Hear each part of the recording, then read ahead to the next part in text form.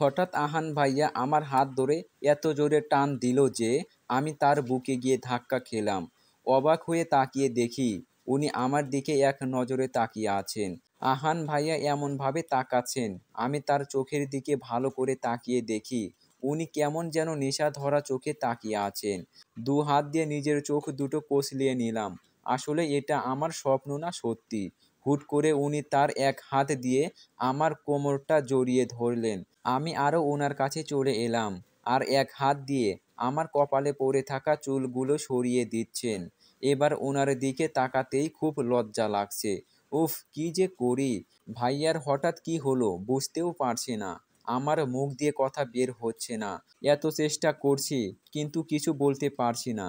কিরে, অমন করে তাকিয়ে আসিস কেন? ভাইয়ার কথায় কেমন যেন কেঁপে উঠলাম, তবুও কিছু বলতে পারছি না। হাত পা ঠান্ডা হয়ে যাচ্ছে।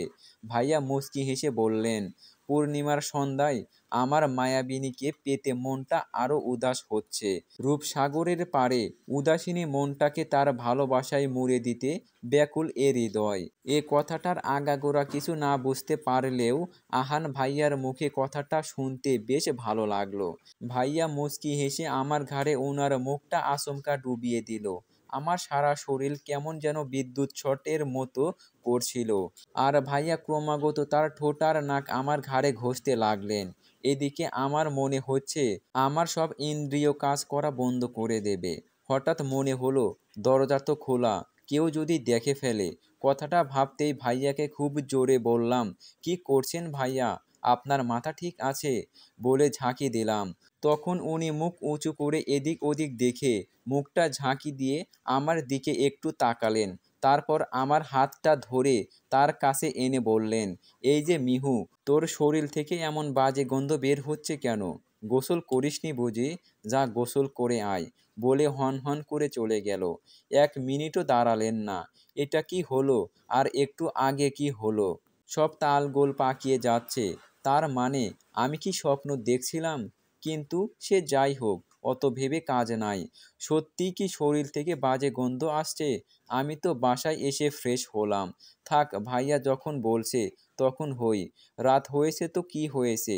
রাতে ফ্রেশ হয়ে চুলগুলো আঁচড়ে আকাশি রঙের একটা জামা আর সাদা রঙের প্লাজো আর ওড়না পরে ভাইয়ার সামনে দিয়ে ঘোরাঘুরি করছি আধ ঘন্টা যাবৎ। কিন্তু ভাইয়া একবারও আমার দিকে ফিরেও তাকালেন না। আর ও খেয়ে দিয়ে চলে গেলেন, একবারও বললেনও না। তাহলে কি ওইটা মিথ্যা ছিল? কি জানি কি হতে পারে। পারফিউম? ধ্যাৎ, ভালো লাগে না। এদিকে ওরে বাবা, যাক এবারের মতো বেঁচে গেছি। ছি ছি, কি করছিলাম? মন চাচ্ছে নিজের গালে নিজেই 2টা থাপ্পড় মারি। নিজেকে কন্ট্রোল করতেও পারি না। মিহু যদি বাড়িতে বলে দেয় বা কিছু বুঝতে পারে, কি যে করি। কিছুদিন ওর সামনে যাব না। আজ কি যে হচ্ছে, ওর কাছে গেলেই সব উল্টাপাল্টা হয়ে যাচ্ছে। শুধু মন চাচ্ছে ওকে কাছে পেতে। কি যে করি। কথাগুলো মনে মনে আওড়াতে আওড়াতে আহান ঘড়ির দিকে তাকালো। ও শিট, 3টা বাজে। এখনো ঘুম তো, ঘুমের ঘুমও আসছে না। কেমন কেমন যেন লাগছে। মাকে বলতে ইচ্ছে হচ্ছে, মা, আমার বউ বউ পাচ্ছে। তা শুধুমাত্র মিহুকেই লাগবে, আর কাউকে না। আজ 15 দিন হয়ে গেল। মিহি এখনো কনফিউজ হয়ে আছে। এর ভেতরে একদিনও আহানের সাথে কথা হয়নি। ও বলতে চাইলেও আহান বলেনি। বেশ রাগ হচ্ছে। তবে এই 15 দিনে 15টা চিঠি ও পেয়েছে। সব কথাই তার বেশ ভালো লেগেছে। উফ, সে যাই হোক, সেদিন রাতের কথা কিছুতেই ভুলতে পারছে না। ধ্যাৎ, আর এই মৌটা গেল কই? আমি আর কত সময় একা একা বসে থাকবো? ক্লাসে যেতে হবে তো। কিন্তু মেয়েটার খবর নেই। এইদিকে আহান আর শাওনের সামনে দাঁড়িয়ে আছে মৌ। চুপ কেন শালে? মানে মানে তুমি কালকে দেখে ফেলেছো তাই না? মিহিকে চিঠি দেওয়ার সময়। মৌ চুপ করে আছে। কি হলো, চুপ কেন বলো? দেখেছি। তো এখন তোমার কাজ হলো আমাকে সাহায্য করা, বুঝলা? আমি যা বলবো তাই করবা। আর মিহু যেন জানতে না পারে ওকে চিঠিগুলো আমি দিয়েছি তা। আচ্ছা ঠিক আছে। আমি এখন যাই, ও আমার জন্য ওয়েট করছে। যাবে তো অবশ্যই। তবে সময় হলে কাজটা ঠিকঠাকভাবে করবে, বুঝেছো? তা না হলে সারাদিন রোদে দাঁড়িয়ে রাখবো, বুঝলা? ওই কুত্তা, কই ছিলি? চল, ক্লাস শুরু হয়ে গেছে মনে হয়। চল। ওরা পিছনে ফিরতেই দেখে আহান দাঁড়ানো। ভাইয়া, শোন মিহি, বলেন, কথা আছে তোর সাথে, ফুচকা খাবি? কিন্তু ক্লাস কই থেকে এলো রে আমার বিদ্যাসাগর? চল। ভাইয়াকে আর না করলাম না, কারণ ফুচকা আমার খুব ভালো লাগে, আর ফ্রিতে হলেও সব কিছু একটু এক্সট্রা ভালো লাগে। আহান, তারপর মিহু, তার পাশে মৌ, তিনজন হাঁটছে নদীর পাশ দিয়ে। আহান মিহির সাথে এ ও নিয়ে কথা বলছে, আর মিহিরও খুব ভালো লাগছে আহানের সাথে ঘুরতে। আহান মিহির সাথে কথা বলার সময় মৌকে ইশারা করে বলে মৌয়ের পা দিয়ে মিহির পা বাঁধিয়ে দিয়ে মিহিকে ফেলে দিতে। মৌ করবে না বলেছে। কিছু সময় পর মৌ আহানের ভয়ে রাজি হয়ে যায়। মিহির পা মৌয়ের পায়ে বেঁধে গিয়ে মিহি পড়ে যায়। ও মা গো, এই মৌয়ের বাচ্চা, হাঁটতে পারিস না বুঝি? ওঠা, ব্যথা লাগছে। হুম, তুমি দেখে হাঁটতে পারো না? আয় মিহু, তোকে আমি উঠাচ্ছি, তুই মনে হয় হাঁটতে পারবি না। থাক, আমি তোকে কোলে নিচ্ছি, বলেই মিহিকে কোলে তুলে নেয়। মৌ তো অবাক, আর সাথে রাগও হচ্ছে। মন চাচ্ছে আহানের মাথা ফাটাই দিতে। তুমি কেমন করে তাকাও, মনে হয় যেন হারিয়ে যাচ্ছে তোমার ওই দু চোখের অতলে। ইচ্ছে করছে তোমার ওই মায়াবী নয়নে হারিয়ে যায়, মিশে একাকার হই তোমার স্পর্শে। আরে তুই এতটা সিরিয়াসলি নিচ্ছিস কেন? আমার মনে হয় চিঠিটা আহান ভাইয়াই লিখেছে। জানি না, তবে আমার দিন দিন হাল খারাপ হয়ে যাচ্ছে। কেন? বলদের মতো কথা বলিস না। এই চিঠিবাজের চিঠিগুলো পড়তে বেশ ভালো লাগে আমার। এ কদিনে অভ্যাস হয়ে গেছে। কিন্তু আহান ভাইয়া, উনি এই কদিনে এমন একটা ভাব করছেন, মনে হচ্ছে ভাইয়া আমাকে ভালোবাসে। আমি জানি না, তবে আমার মাথায় কিছু ঢুকছে না। মিহিকে বলা যাবে না, আমি সব জানি তা। মিহিকে আমি সব বলে দিলে আহান ভাইয়া আমাকে পুরো আস্ত গিলে খাবে। ধ্যাত, ভালো লাগে না। ইদানিং কলেজরাও কেমন রসকসহীন হয়ে উঠেছে। কিন্তু কিছুদিন কয়েক আগেও খুব ভালো লাগতো কলেজটা। খারাপ লাগার একমাত্র কারণ হলো আহান ভাইয়া। পড়া শেষ হয়ে গিয়েছে, তারা এখন আর কলেজে যায় না। মার কাছে শুনেছি ভাইয়া নাকি তার আব্বুর বিজনেসের কাজে মন দেবে। তার মানে এখন আর দেখা হবে না। কত ভালোই না ছিল সে কয়টা দিন, না ভোলা যাবে না, কখনোই ভুলতে পারবে না। আহান ভাইয়ার সাথে ক্লাস ফাঁকি দিয়ে ঘুরতে যাওয়া, ফুচকা খাওয়া, মৌ আর ভাইয়ার সাথে চোখ বেঁধে কানামাছি খেলা। আচ্ছা, ভাইয়া তো গম্ভীর একটা মানুষ, তাহলে এ কয়দিন এত পরিবর্তন কেন? না, আর এসব ভাববো না। একতরফা ভাবলে শুধু প্রশ্ন এসে জমাট বাঁধে, তার উত্তর খুঁজে পাওয়া যায় না। যাই, একটু ছাদে যাই। ছাদে যেতেই চোখে পড়ে অর্পাকে উকিঝুঁকি দিচ্ছে চোরের মতো। এই, এখানে কি করছিস রে তুই? কে? পিছনে ফিরে দেখে মিহি দাঁড়িয়ে। আপু, তুমি? আমি তো ভয় পেয়ে গেছিলাম। কিন্তু তুই এখানে কি করছিস? আরে আপু, আসতে বলো। তুমি জানো পাশের বাসায় নতুন ভাড়াটিয়া আসছে? কই না তো। আসছে তো কি হয়েছে, একটা লাড্ডুর ছেলেও আসছে। লাড্ডুর ছেলে মানে কি? হাঁটা চলা করতে পারে না নাকি? কি যে বলো আপু, তুমি কোন জগতে থাকো? লাড্ডুস মানে হলো কিউট। জানতাম না তো। তুমি তো কিছুই জানো না, শুধু শুধু বড় হইছো। ভিমরি শাক খাবা, বুদ্ধি বাড়বে। ওই তুই খাগা, বুঝলি? কিন্তু এখানে কি করছিস তাই বল। ছেলেটা এই সময় ছাদে থাকে, তাই খুঁজতেছি। জানো, কাল ছাদে এসে জিম করছিল। উফ, কি মাসল। ওই দাঁড়া, তুই কি ওর প্রেমে পড়ে গেছিস? আপু, এ আমার ৫৬ নাম্বার ক্রাশ। লাজুক লাজুক মুখ করে বলল। ওর কথা শুনে আমার ছাদ থেকে লাফ দিতে মন চাচ্ছে। আমার এখন পর্যন্ত একটা ক্রাশও হলো না। আহান ভাইয়াকে ভালোবাসি, কিন্তু সে আমার ক্রাশ কি তা জানি না। বুঝি না এই বাদর মেয়েটা বড় হয়ে কি হবে। ছোট মার কপালে দুঃখ আছে। আজ আহানের বার্থডে, সবাই ওদের বাসায় এসে হাজির। খুব বড় করে পার্টি দিচ্ছে খালামণি। আজ মিহি মেরুন কালারের একটা শাড়ি পরেছে, সাথে হালকা সেজেওছে, বেশ লাগছে তাকে। অর্পা তো মিহিকে বলছে, আপু, তুমি আমার ৫৭ নাম্বার ক্রাশ, তবে তুমি একমাত্র মেয়ে ক্রাশ আমার। খুব সুন্দর লাগছে। আর আহান বস হালকা গোলাপি রঙের শার্ট পরেছে, সাথে কালো কালার প্যান্ট। ফর্সা চেহারায় গোলাপি রঙটা তার সাথে খুব ভালো মানিয়েছে। তবে আহানের চোখ দুটো লালচে লালচে হওয়ায় কেমন যেন লাগছে। উফ, খুব সুন্দর লাগছে তাকে। আজ অনেক মানুষ আসছে আহানের বার্থডেতে। তার বাবার বিজনেস পার্টনারও আসছে, তার পুরো ফ্যামিলি নিয়ে। আর মৌহির খালাম্মু ওই লোকের মেয়েটাকে নিয়ে বেশি মাতামাতি করছে। বেশ রাগ হচ্ছে মিহির। মেয়েটার কি যেন নাম বলল? হ্যাঁ হ্যাঁ, মনে পড়েছে, আরা। এটা আবার কেমন নসম আরা? ভালো লাগেনি নামটা। আচ্ছা, আজ আহান ভাইয়া আমার দিকে তাকাচ্ছে না কেন? ভাইয়া কি ওই মেয়েটাকে চেনে? ধ্যাত, আমি যখনই কিছু ভাবি তখনই শুধু ভুরি ভুরি প্রশ্ন এসে জড়ো হয়, তার কোনো উত্তর পাই না। এর মাঝেই হাতে টান পড়ে। পাশ ফিরে দেখি আহান ভাইয়া ইশারা দিয়ে বলল ওয়াশরুমের দিকে যেতে। কি হয়েছে ভাইয়া, আপনি এভাবে এগোচ্ছেন কেন? ডাকলেনই বা কেন? বলতে বলতে ভাইয়া আমার খুব কাছে চলে এসেছে। আমার মুখের দিকে একটু ঝুঁকে এসে বলল, তোর নাভিটা তো খুব সুন্দর লাগে, খেয়াল করিনি।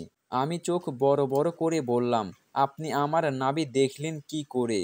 অমনি ভাইয়া আমার একটু কাছে এসে আমার কোমরে তার হাত রাখলো। আমি কেঁপে উঠতেই তিনি বলল, তোর পেট বের হয়ে আসে। এভাবে সবাইকে তোর পেট দেখাস না, সবাই তো আমার মতো প্রেমে পড়ে যাবে। বলে মুচকি হাসলো। তার হাসিটাও আজ আমার কাছে খুব ভালো লাগছে। কি বলল বুঝতে পারছি না, কেমন যেন লজ্জা লাগছে। লজ্জায় মাথা নিচু করে ফেললাম। অমনি মাইকের আওয়াজ পেলাম, সবাইকে ডাকছে। কি যে বলা হবে! ভাইয়া তৎক্ষণে চলে গিয়েছে, আমিও চলে এলাম।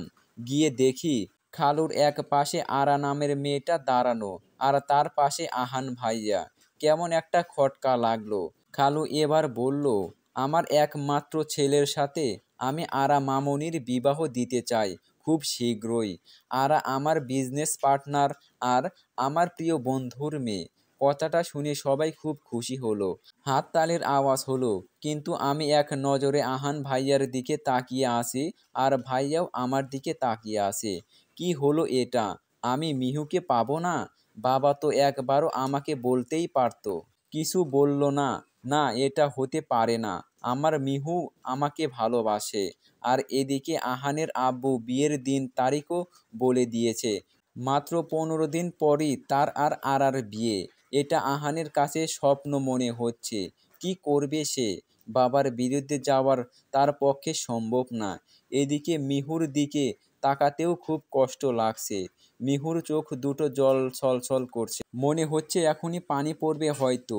এই কয় মাস মিহুর অনেকটা কাছে চলে গিয়েছে আহান। না, মিহুকে এভাবে ভোলা সম্ভব না। হয়তো আহান ভাইয়া আমাকে কখনো ভালোই বাসেনি। আচ্ছা, আমি উনাকে দোষ দিচ্ছি কেন? উনি তো কখনো বলেনি আমাকে ভালোবাসে। তাহলে বিয়ে করতেই পারে। আমার ভুল। নিজের মনে আমি একটু বেশিই ভেবে ফেলেছিলাম। আসলে যা হওয়ারই নয় তা কি কখনো হয়? কিন্তু আমি কি পারবো নিজেকে সামলাতে? না, আর দাঁড়াতে পারছি না। মাথাটা কেমন যেন ঘুরপাক খাচ্ছে। ছাদের 4-5টা রাতে বরাবরই মিহির ভয় লাগে। তবে আজ কিছুতেই তার ভয় লাগছে না। আজ ছাদ থেকে লাফ দিতেও কষ্ট হচ্ছে না। মন চাচ্ছে সব কিছু ছেড়ে বহুদূর চলে যায়। পার্টিতে খাওয়ার সময় আরা আহান ভাইয়ার কাছে বসেছিল। ব্যাস, আর খাওয়া হলো না মিহির। এতটুকুতেই এত কষ্ট লাগছে। আরও তো সময় পড়ে আছে। আহান ভাইয়ার বিয়ে হবে, ফুলসজ্জা হবে, বাবু হবে। না না, আর ভাবতে পারছি না। মেয়েটা একটু কথা বলেছে, তাই আমার সব শেষ হয়ে যাচ্ছে। আর সেখানে ফুলসজ্জা, বাচ্চা। না, এটা আমি মেনে নিতে পারবো না। এগুলো ভেবেই খুব কান্না পাচ্ছে। ও আল্লাহ, উপর থেকে দড়ি পাঠাও, আমি উপরে যেতে চাই। আরে আপু, অমন মুখ করে চোখ বুজে কি ভাবছো? তুই এত রাতে এখানে কি করিস? আজ না আহান ভাইয়াকে সেই লাগছিল। মন চাচ্ছিল বলি, বাবু খাইছো নাকি? আমি খাওয়াই দেব। হুম, আমি বাঁচি না আমার জ্বালায়, আর এই মেয়েটা আছে ওর উল্টাপাল্টা চিন্তা ভাবনা নিয়ে। এই কি সব ফালতু কথা বলছিস? মাথা ঠিক আছে? আছে। তবে ভাইয়ার বিয়ে ঠিক হয়ে গেল, এটা মেনে নিতে কষ্ট লাগছে। তাই ঠিক করেছি, নতুন ভাড়াটিয়া ছেলেটার সাথেই এবার লাইন মারবো। ও তো আমার ক্রাশ। জানো আপু, ওর জন্য একটা কবিতা লিখেছি। এই বাচালটার কথাগুলো একটুও ভালো লাগছে না, তবুও কিছু বলতেও পারবো না। কিছু বললে মা এসে আমাকেই বকবে। সবার ইনোসেন্ট গার্ল অর্পা যে। বাল ভালো লাগে না। ও আপু, শোনো না। বল। তোমায় খুঁজি রোজ আমি, কাঁচা মরিচ গো তুমি। মেঘের পিঠে ভেসে ভেসে নদীতে পড়ি রোজ, পাবো কি তোমার মুন্ডুর খোঁজ। কি হলো আপু, কাঁদতেছো কেন? চুপ কর, কী সব লিখছিস ওগুলো? তুই কি ওই ছেলেটাকে এই লেখাগুলো দিবি নাকি? কাল দেব। লাস্টে কি লিখছিস? ওটা মুন্ডু মানে কি জানিস ছাগল কোথাকার? না আপু, মন চাইলো তাই দিলাম। ওই 7-এ পড়িস, মুন্ডু মানে জানিস না? মাথা, বুঝলি ছাগল মাথা। এবার পড়ে দেখ কি লিখছিস। আর কেউ কারো কাঁচামরিচ হয় নাকি, গাধা? ও আপু, আমি তো মিলানোর জন্য লিখেছি। এই যা পারিস কর, আমি যাই ঘুমাবো বলে চলে আসলাম। কারণ এই প্রেম পাগলের সাথে বক বক করতে একটুও মন চাচ্ছে না।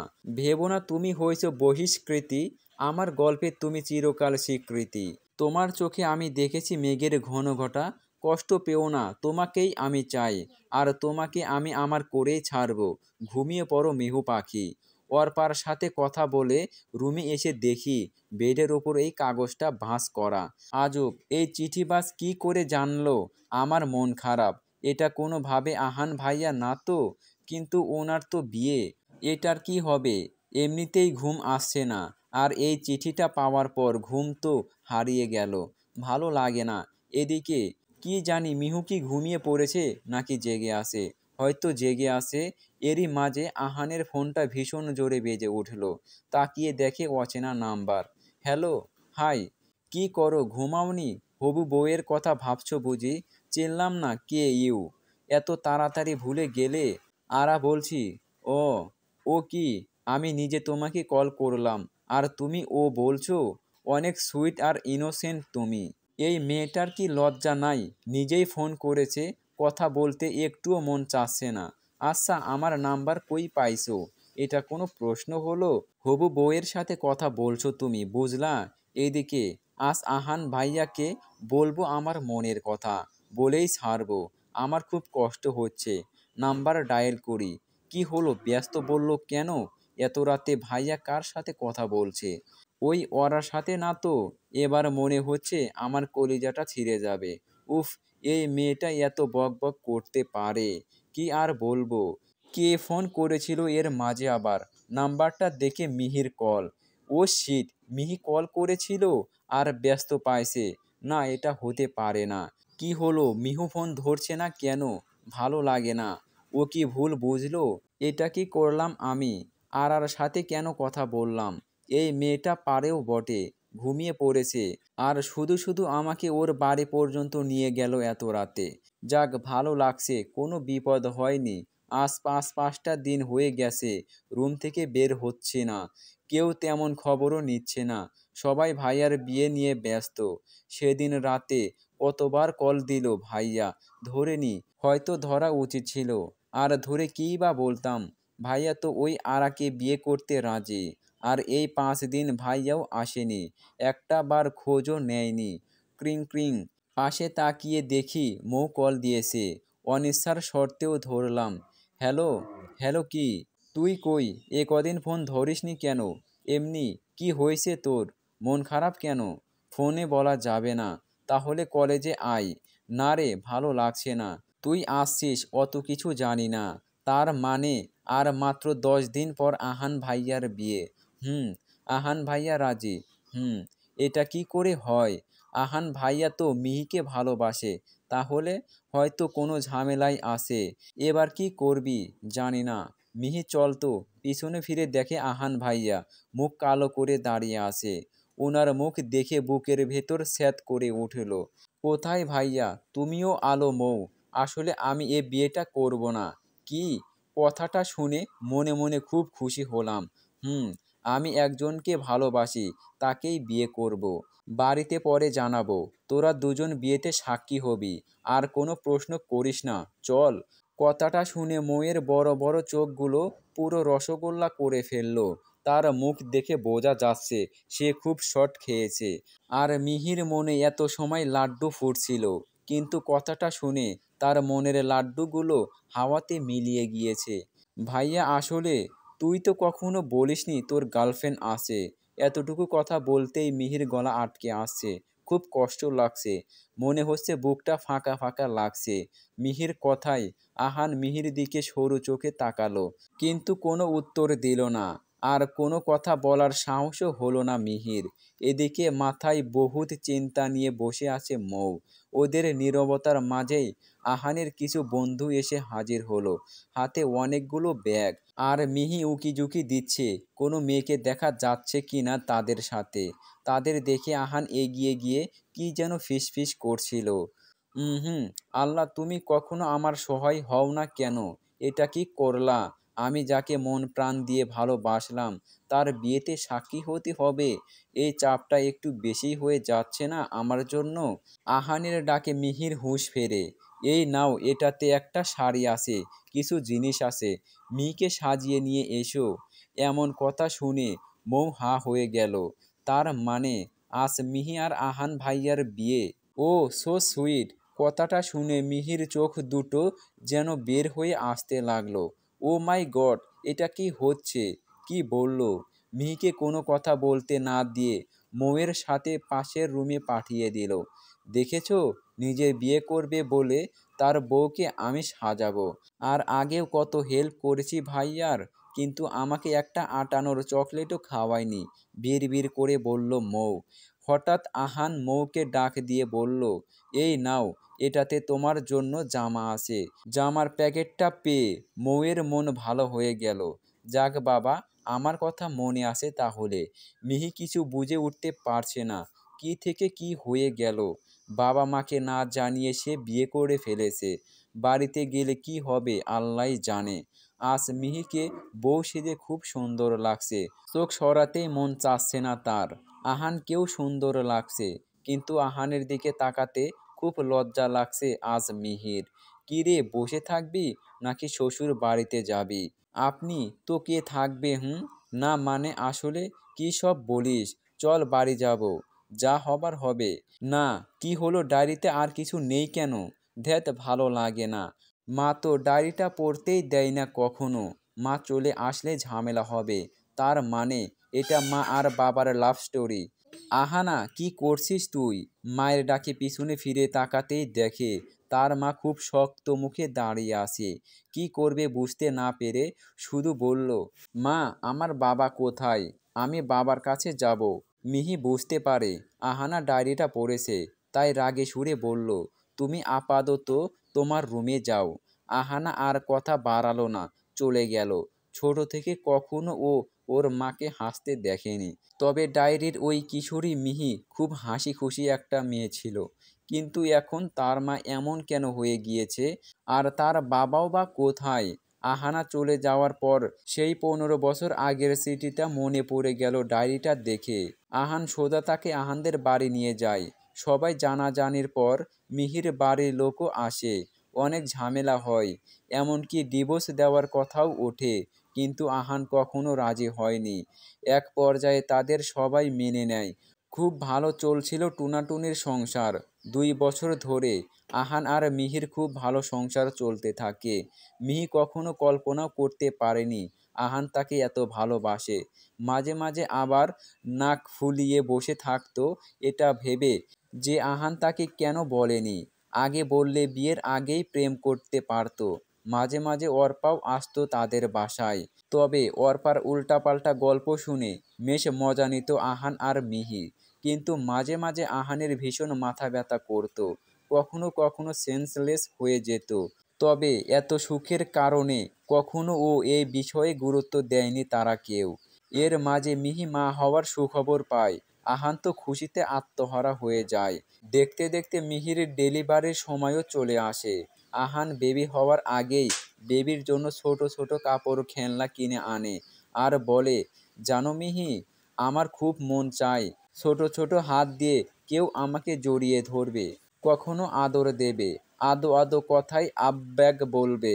খুব মন চাচ্ছে বেবিটাকে দেখতে, ওকে ছুঁয়ে দিতে। আফসোস, মিহির ডেলিভারির দিন সকালে মিহিকে হসপিটালে নিয়ে যাওয়ার পর আহানের হঠাৎ করে মাথা ব্যথা শুরু হয়, আর তা থামতেই চাচ্ছিল না। এদিকে মিহিকে ওটিতে নিয়ে যাওয়ার সময় হয়ে যায়। মিহিকে নেওয়ার সময় ওর খুব কান্না পাচ্ছিল। ও যদি আর না বাঁচে, যদি আহানকে আর দেখতে না পারে। কত শুনেছে বাচ্চা হওয়ার সময় মা মারা যায়, একটা বার ভালোবাসার মানুষের সাথে দেখাও করতে পারল না। তবে হ্যাঁ, ভাগ্যে মিহি আর বাচ্চাটাকে ফিরেছিল সুস্থভাবে, তবে কেড়ে নিয়েছিল আহানকে। মিহিকে ওটিতে নেওয়ার পর আহান সেন্সলেস হয়ে যায়। ওখানে ভর্তি করার পর জানতে পারে আহান মারা গেছে। ওর ব্রেনে খুব বড় একটা টিউমার ধরা পড়ে। এতদিনের মাথা ব্যথা আর সেন্সলেস হয়ে যাওয়াটা সবাই দুর্বলতা ভেবে খেয়াল করেনি। সেই পুরনো কথা ভেবে মিহির আজ সব শেষ করে দিতে ইচ্ছে করছে। একটা মেয়ে জানে তার সন্তান যেদিন জন্ম নিয়েছে সেদিন স্বামীকে হারানো কতটা কষ্টের। সেদিনই মিহির আর বাঁচার শখ ছিল না, শুধু আহানার দিকে তাকিয়ে বেঁচে আছে। উপরওয়ালা তাকে অনেক কষ্ট দিয়েছে। এসব ভাবতে ভাবতে মিহি আরও একটা ডায়েরি বের করলো। সেটা ছিল আহানের। আহানকে পাওয়ার পর মিহি সেই চিঠি বাসটার কথা ভুলেই গিয়েছিল। আহান মারা যাওয়ার পর মিহি আহানের ডায়েরিটা খুঁজে পায় এবং তার ভেতরে মিহিকে নিয়ে লেখা অনেক অনুভূতিও পায়, যেগুলো তার পাওয়া চিঠিগুলোর মতো লেখা, যা আহান বাম হাত দিয়ে লিখেছে। মাঝে মাঝে মনে হয় মিহির থেকে আহান ওকেই বেশি ভালোবাসে। কিন্তু ওই যে আমাদের ভালোবাসা তো কেয়া পাতার নৌকার মতো, যা কখনো সম্ভব না। তাই তো আমরা যতই মেলার চেষ্টা করি না কেন, মিল কখনোই হবার ছিল না। এখন আমার এই চিঠিগুলোই সব কিছু, যা পড়ে মনটা ভালো হয়ে যায়। গল্পটা এখানেই শেষ করা হলো, সমাপ্ত।